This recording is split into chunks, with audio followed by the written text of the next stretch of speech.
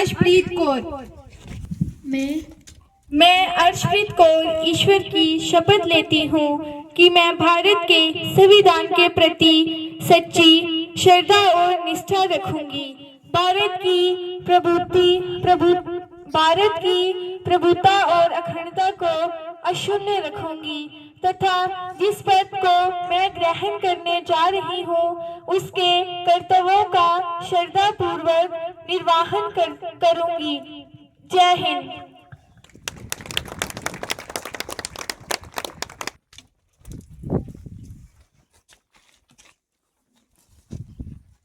ईश्वर की शपथ लेती हूँ कि मैं भारत के संविधान के प्रति सच्ची श्रद्धा और निष्ठा रखूंगी तथा जिस पद में मैं ग्रहण करने जा रही हूँ उसके कर्तव्यों का श्रद्धापूर्वक निर्वहन करूंगी। जय हिंद।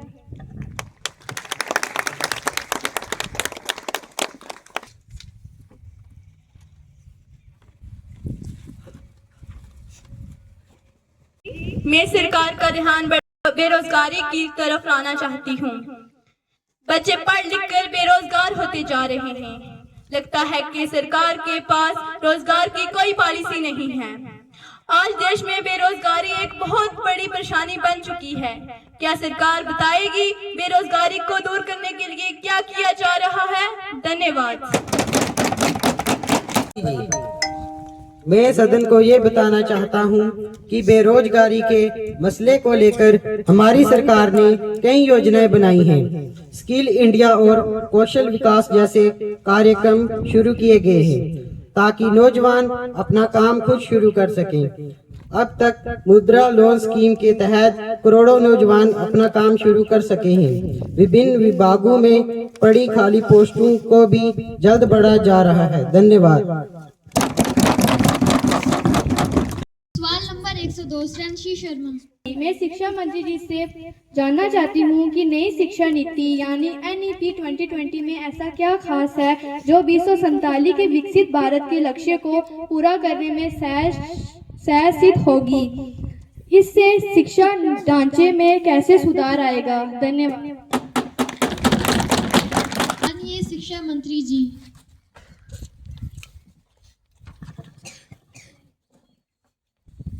अध्यक्ष महोदय, यह सरकार शिक्षा के लिए बहुत संजीदा है। नई शिक्षा नीति के तहत अब 3 साल का बच्चा भी सरकारी स्कूल में प्री प्राइमरी में एडमिशन ले सकता है, जिसमें किंडरगार्टन के तहत अब सारी सुविधाएं भी दी जा रही हैं। ECC और FLN जैसी नई स्कीमें भी शुरू की गई हैं, जिनके तहत बच्चों की बुनियाद मजबूत होगी। अब स्कूलों में 6th क्लास से ही वोकेशनल कोर्स भी शुरू किए गए हैं, जबकि 9वीं और 10वीं कक्षाओं में पहले से ही agriculture, automotive, plumbing, beauty parlour जैसे कोर्स पहले से ही शुरू किए गए हैं, ताकि बच्चे अपनी मर्जी से अपना रोजगार चुन सकें, वह रोजगार देने वाले बने, ना कि मांगने वाले। धन्यवाद। नंबर 103 मोहम्मद इमरान। सभापति जी महोदय, क्या सरकार हमें ये बताएगी कि आखिर खिलाड़ियों के साथ सौतेला बर्ताव क्यों किया जा रहा है? आज मुल्क के उम्दा खिलाड़ियों को मौका क्यों नहीं फराहम किया जा रहा? आज इंटरनेशनल लेवल पर हमारा देश कहाँ खड़ा है? क्या सरकार हमें ये बताएगी? शुक्रिया। माननीय स्पोर्ट्स मंत्री जी।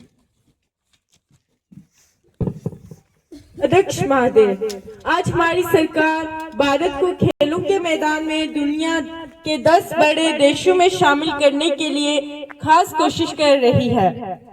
नेशनल स्पोर्ट्स पॉलिसी के तहत स्पोर्ट्स को तालीम के साथ जोड़ा जा रहा है।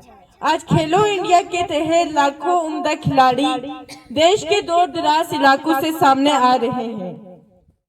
आज हर गांव में खेल का मैदान और बुनियादी सुविधाएं दी जा रही हैं। इसके लिए 2025-2026 के बजट में 3,794 करोड़ रुपए रखे गए हैं और वहीं खासकर जम्मू और कश्मीर के लिए 200 करोड़ रखे गए हैं। शुक्रिया। सवाल नंबर 104 साइबा कौसर। मैं जानना चाहती हूँ कि हेल्थ सेक्टर में सरकार क्या कर रही है। आज भी दूर दराज के लोगों को अपने इलाज के लिए मीलों दूर जाना पड़ता है। शुक्रिया। हेल्थ मिनिस्टर को बताना चाहती हूँ कि सरकार ने देश भर में बहुत सारे नए मेडिकल कॉलेज खोले हैं ताकि इलाज को मुफ्त और आसान बनाया जा सके। मौजूदा गवर्नमेंट ने पिछले 10 सालों से जम्मू कश्मीर में बहुत सारे नए मेडिकल कॉलेज खोले हैं। वहीं 2 एम्स भी बनकर तैयार हैं ताकि लोगों का इलाज मुफ्त और नई तकनीक के साथ किया जा सके। जम्मू के अनंतनाग, बारामूला, कुपवाड़ा, कठुआ, डोडा और राजौरी में भी जीएमसी बनकर तैयार है। शुक्रिया। जम्मू कश्मीर एक पहाड़ी यूटी है। यहाँ की डेवलपमेंट और सड़कों के लिए सरकार की क्या योजना है, क्या सरकार हमें बताएगी? शुक्रिया।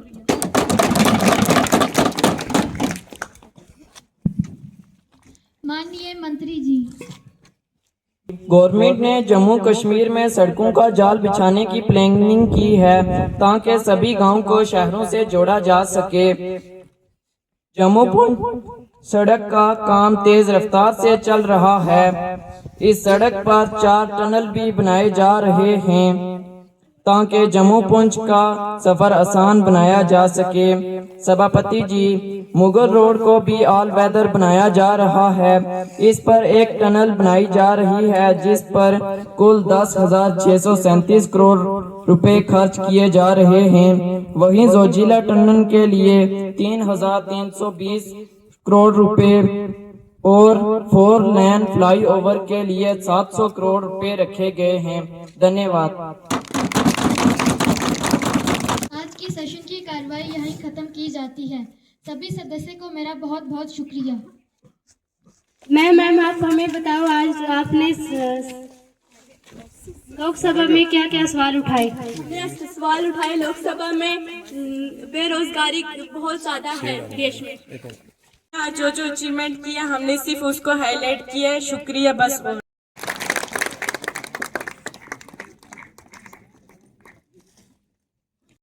और बाल संसद के रूप में बच्चों को पार्लियामेंट के बारे में थोड़ी जानकारी मिली। ऐसे छोटे छोटे प्रोग्राम्स और भी चलते रहे हैं पीएम श्री के तहत। और ये आज का प्रोग्राम तो बहुत ही अच्छा था।